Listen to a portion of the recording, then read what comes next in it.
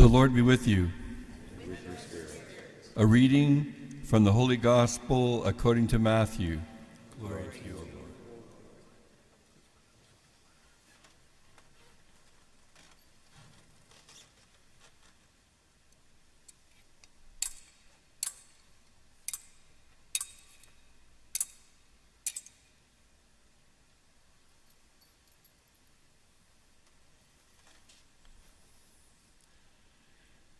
When Jesus saw the crowds, he went up the mountain, and after he sat down, his disciples came to him.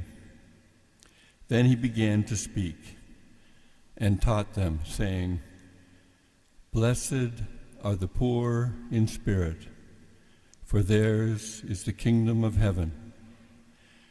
Blessed are those who mourn, for they will be comforted. Blessed are the meek, for they will inherit the earth. Blessed are those who hunger and thirst for righteousness, for they will be filled. Blessed are the merciful, for they will receive mercy.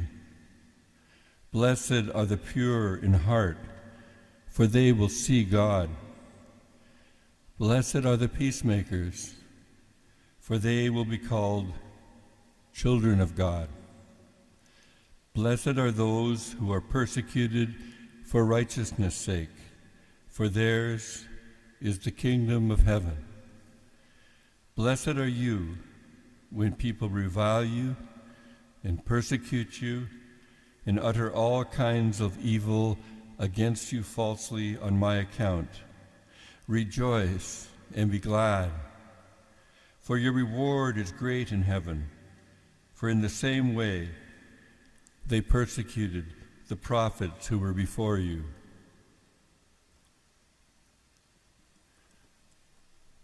The Gospel of the Lord. Praise to you, Lord Jesus Christ.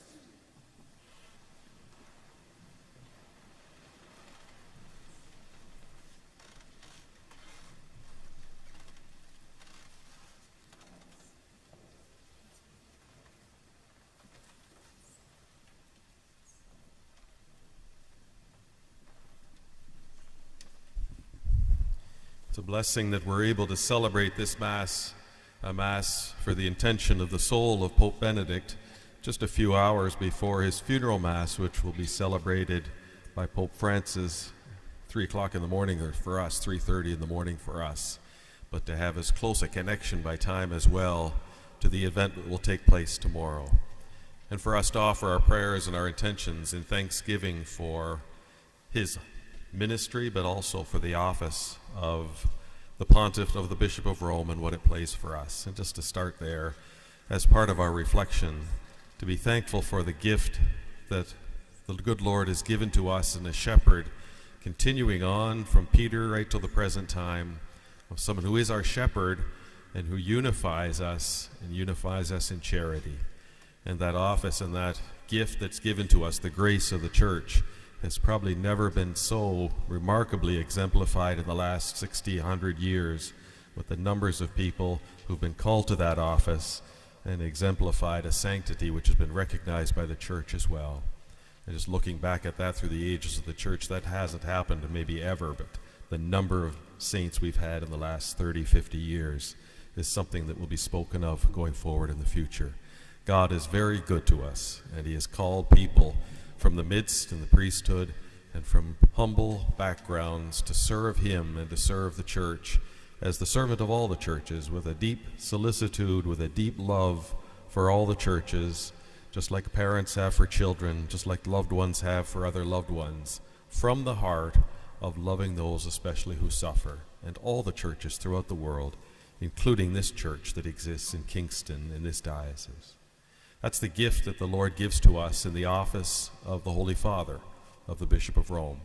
And it's the gift that he gives to someone to serve in, and with Pope Francis presently for us, serving us, that's the prayer we offer for his intentions and his good health, and all the time for us, because it's so important.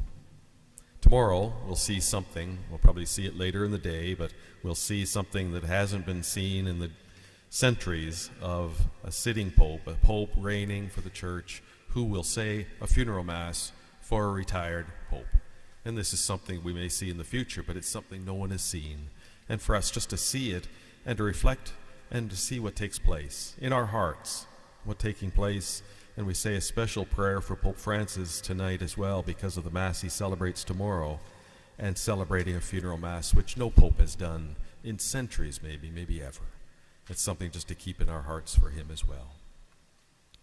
I chose these readings, just their first reading. I just said to Father Sean, see if we can use the Beatitudes for our reflection tonight.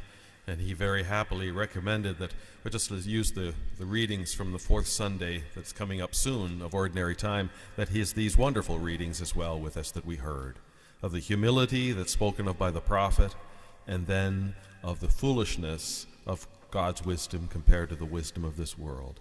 And it fits so nicely with what we're celebrating, but also the character and gift of what Benedict was for us in all these years. What I wish to start with, too, is at a time like this when we celebrate Mass, or we are asked to pray for one who has gone before us, who has a reputation or a fame of sanctity about them, we often are tempted among ourselves, why do they need our prayers compared to us? That kind of an idea that resides in our hearts so much. But every one of them, every one of the saints, the closer they approach to the sanctity and the perfection and the purity of this life, they know how far they are from God. And that's wisdom for us to recognize. The closer they become in the purification that takes place in this life that God grants to them through graces, brings with it an awareness of how far they are from the magnificence of God. And it's us who are being deceived and thinking they don't need prayers. They know very well how much they need those prayers. And that's something that marks the lives of saints through the generations and through the ages. It was something even marked in our time with Mother Teresa, how much she implored the church to pray for her, knowing how far she was, even though we thought she was so close to God herself. And God in his goodness, we know, has granted these great graces, and the church has recognized through the mystery of the Holy Spirit of her sanctity and her presence with the Lord now, and her ability to intercede for us. But this is also the good reason why I wanted to choose the Beatitudes, because the Beatitudes, as we've said so many times here at this cathedral and other places across the diocese, is the mark given to us that Jesus says, this is what you are now to aim for. And be happy that you're said to aim for this, but it's something beyond your reach. And it's something that would be frustrating for us if we didn't know God's grace was there to help us. But that's what the saints realize. They realize how far they are away from the invitation of the Beatitudes to live like God. And that's why they ask our prayers, and that's why they struggle through the very last moments of their lives for that grace to continue on. And for us to recognize in joy that they have been called to that, and through the grace God has given to them, they have come so close to it. But for ourselves to say, we are not being asked to live something that is of a low goal for us. We're being asked to live like God himself. And God knows very well that that is something only possible through his grace that he gives to us. And then we realize the magnificence of the gift of the invitation itself. And just let us reflect upon that and see what a wonderful gift that we can give to the world, but also striving constantly, daily, to live the life of the Beatitudes, which seems so far beyond our ability, and yet we see in our brothers and sisters so many signs and testimonies that they already are living those Beatitudes in their lives. And know in ourselves we can do the same thing by participating with God's goodness in our lives. The other reason I wanted to choose this reading was because this Matthew's exposition of the Beatitudes has such a wonderful presentation to it. The first lines of it are just like a staccato dullness. Jesus goes up a mountain. Jesus sits down. Jesus calls the crowd to him. Jesus opens his mouth and starts to speak. And after all that sort of staccato, very factual, very almost mundane, a description of something that takes place, then from his mouth comes forward the greatest poetry and the greatest gift of the new commandments that is given in his very life. He is speaking of his heart, of God's heart that is given to the world. This is the heart of Christ that is there. And the change, just the way as we read it, and read it out loud if you wish, to see the difference of the cadence even of the beautiful prose there. And that's almost an opening up of something very, very important that's taking place. The ordinary, ordinary, ordinary. He opens his mouth and comes forth this beautiful poetry speaking of the grace of Christ's heart itself. The reason why I wanted to say that, because it reminded me so much. This humble man who did not go around crowds to be something important, but Benedict was the kindest, gentlest man who looked you in the eye and was of the great patience, and was not thought to be something important until he opened his mouth. And the moment he opened his mouth, he commanded the entire group and the entire room he was with, because of the power of his intellect. But the power of an intellect which was humble, that spoke of the heart of Jesus himself. And it's that reality which was such a unique aspect of his character. The gentlest, kindest, oldest grandfather type of figure with the ability to speak with an intellect beyond anyone's comprehension in some ways. Just remarkable. And yet had a humility about him to recognize not just the humility of himself, but the humility of the intellect. In some ways, paradoxically, it can only take someone with a powerful intellect like his to recognize its weakness. And that's what sparks this beautiful reading from Paul. Even in this powerful witness of someone with an intellect given by God and exercised in purity, he recognizes, as we need to do, that it, compared to the wisdom of God, is nothing. And part of his mission and part of his priesthood was to teach humanity of the deception that is so easily possible with our minds. So easily possible when we rely solely on our rational abilities, because we can be deceived so quickly and go down the wrong road so easily, as the world has done so many times.